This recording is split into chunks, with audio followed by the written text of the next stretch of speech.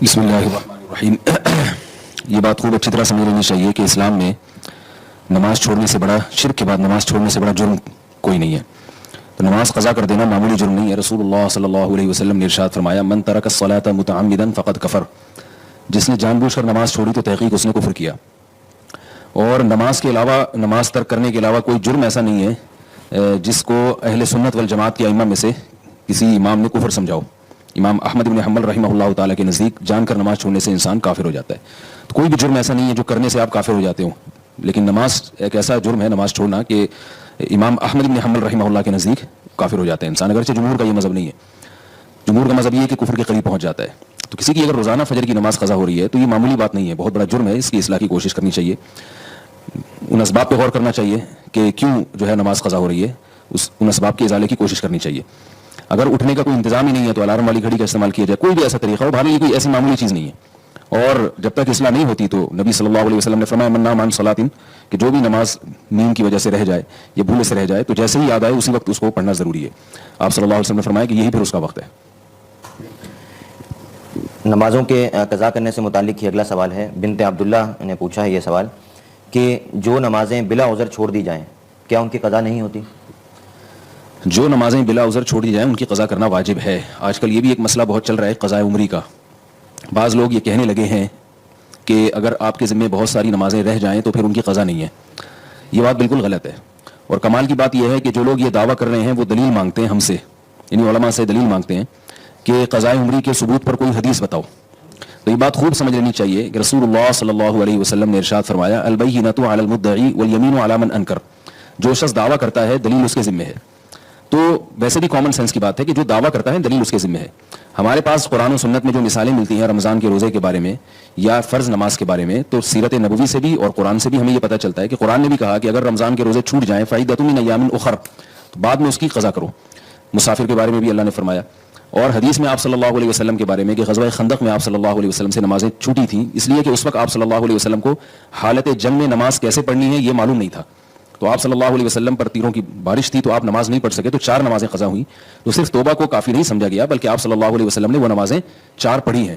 اب اگر کوئی کہتا ہے 4 نمازیں تو صرف توبہ سے معاف نہیں ہوں گی، وہ قضا کرنی پڑیں گی، لیکن 4000 نمازیں اگر ہوں تو ان کی قضا نہیں ہے، وہ توبہ سے معاف ہو جائیں گی. تو اس کے ذمہ ہے کہ وہ دلیل پیش کرے کہ کون سی حدیث میں ہے. بعض لوگ یہ دلیل دیتے ہیں کہ نمازیں جب زیادہ ہو جائیں تو ان کو پڑھنے میں حرج ہے اور تنگی ہے، لہذا کسی کو اتنا مکلف بنانا کہ وہ 10 سال یا 15 سال کی نمازیں پڑھے، تو یہ تو اسلام اتنا مشکل مذہب نہیں ہے. اس کا جواب یہ ہے کہ اگر اس کو علماء یہ فتویٰ دیتے ہیں نا کہ 10 سال کی نمازیں ایک دن میں کمپلیٹ کرنا ضروری ہیں تو یقیناً تنگی تھی. اگر 10 سال کی نمازیں 10 سال میں کمپلیٹ کرنا ضروری ہیں تو پھر یہ تنگی نہیں ہے. تو علماء یہ نہیں کہتے کہ 10 سال کی نمازیں ایک دن میں پڑھیں، آپ روزانہ ایک دن کی قضاء عمری پڑھ لیں.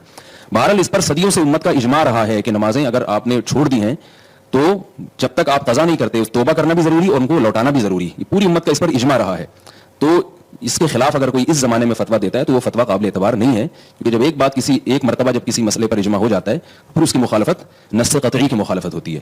تو اس لیے نمازیں جان کر چھوڑی ہوں یا بھولے سے چھوٹی ہوں یا نیند کی وجہ سے رہ گئی ہوں، توبہ بھی ضروری ہے اور ان کی قضا بھی ضروری ہے. بعض لوگ یہ بھی فرق کرتے ہیں کہ حدیث میں اپنا قصور نہیں ہے، وہ توبہ سے معاف نہیں ہے بلکہ اس میں قضا ضروری ہے. تو جان بوجھ کر نماز اگر کسی نے چھوڑ دی تو وہ صرف توبہ سے کیسے معاف ہوگی؟ وہ تو بطریق اولا اس میں آپ پر لازم ہے کہ آپ اس کی قضا بھی پڑھیں اور اس کی تلافی بھی کریں.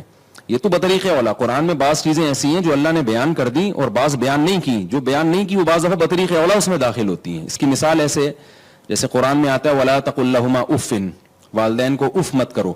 اب اگر کوئی کہ جوتے مارنا جائز ہے، قرآن میں تو اف کا ذکر ہے کہ اف مت کرو. ہم یہ کہیں گے کہ جب اف حرام ہے جس سے تکلیف کم ہوتی ہے تو والدین کو مارنا پیٹنا اس سے تو تکلیف زیادہ ہوتی ہے، وہ تو بطریق اولا حرام ہے.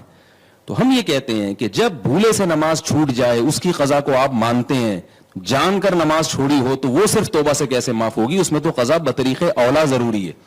تو اس لیے یہ جو آج کل دلائل دیے جاتے ہیں نا قضا عمری کے ساقط ہونے کے، یہ دلائل غلط ہیں.